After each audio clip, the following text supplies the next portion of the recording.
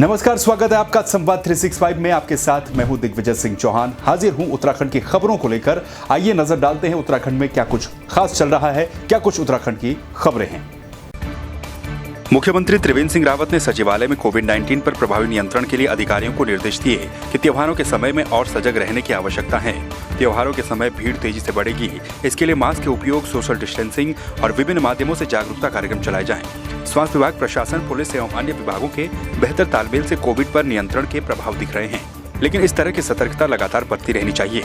मुख्यमंत्री ने कहा कि बाहर से आने वाले पर्यटकों को मास्क और सोशल डिस्टेंसिंग के प्रति जागरूकता के साथ ही शालीनता के साथ उनके साथ व्यवहार किया जाए। मास्क का उपयोग न करने पर चालान करना मकसद नहीं होना चाहिए। जो लोग बिना मास्क के घर से बाहर निकलते हैं, उन्हें मास्क उपलब्ध करवाए जाएं और मास्क को सही तरीके से लगाने के लिए जागरूक भी किया जाए। हरिद्वार में गंगा किनारे बने तमाम घाटों के रखरखाव के लिए जिला प्रशासन ने नई योजना तैयार की है। इस योजना के तहत घाटों को संस्थाओं को गोद दिया जाएगा। खास बात यह है कि ये योजना गंगा को और स्वच्छ और निर्मल बनाने में भी महत्वपूर्ण साबित होगी। मेला नियंत्रण भवन में प्रेस वार्ता के दौरान हरिद्वार के डीएम सी रविशंकर ने बताया कि कुछ घाटों के रखरखाव के लिए कई संस्थाओं से बात चल रही है। इन संस्थाओं के द्वारा घाटों को गोद लिया जाएगा।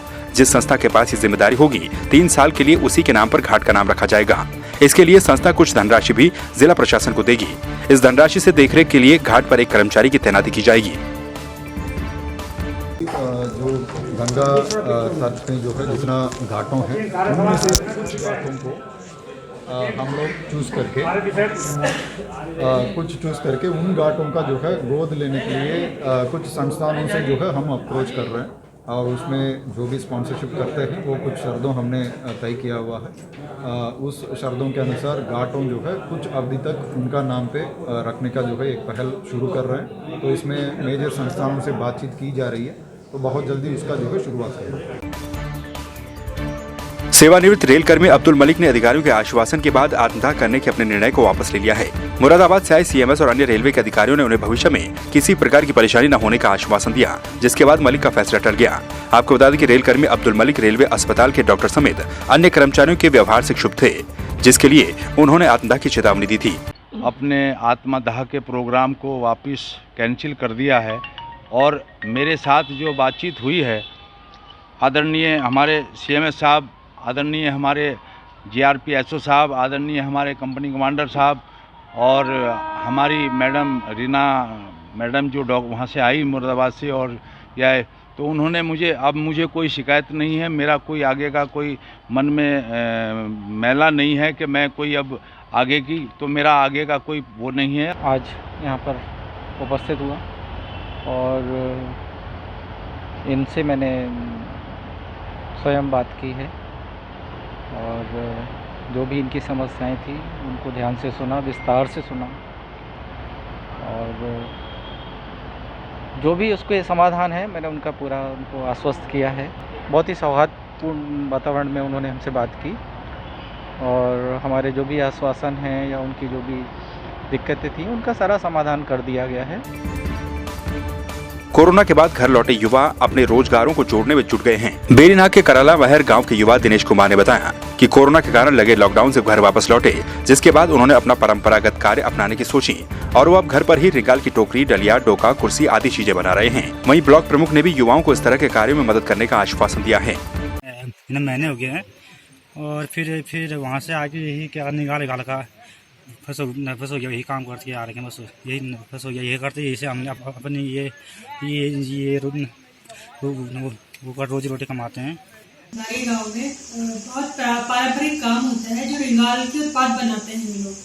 तो उसी में जो लॉकडाउन में बहुत से हमारे युवा भाई घर आए हैं, उन्हीं को हम ये प्रमोट कर रहे हैं कि आप उनको ट्रेनिंग देंगे कि आप लोग इस काम को सीखिए और लोकल और अपना रोजगार करिए, जिससे लोकल को ही वोकल करिए आप लोग। तो इसमें बहुत संभावनाएं हैं, तो आगे और भी गांव को इसमें जोड़ा जाएगा और जो भी इच्छुक युवा हमारे साथी भाई लोग हैं उनको इसमें ट्रेनिंग दी जाएगी। एसबीआई बेरीनाग और कांडे किरोली की शाखा में नेटवर्क नहीं होने से 2 दिनों तक कामकाज नहीं हो पाया, जिससे दूरस्थ क्षेत्रों से आए लोगों को भारी परेशानियों का सामना करना पड़ा। लोग बैंक के बाहर दिन भर खड़े रहे। लोगों में आक्रोश काफी ज्यादा देखने को मिला।